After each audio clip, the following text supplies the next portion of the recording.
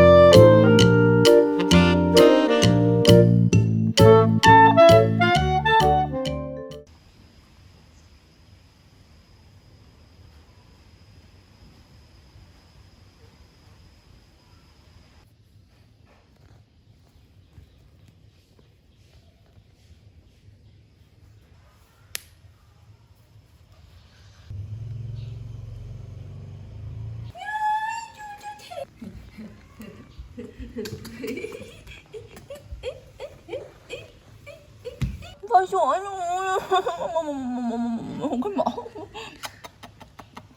Đây, ngồi đây, ngồi xuống. Ui, ngồi đây, đừng có ngã ra sạch ạ.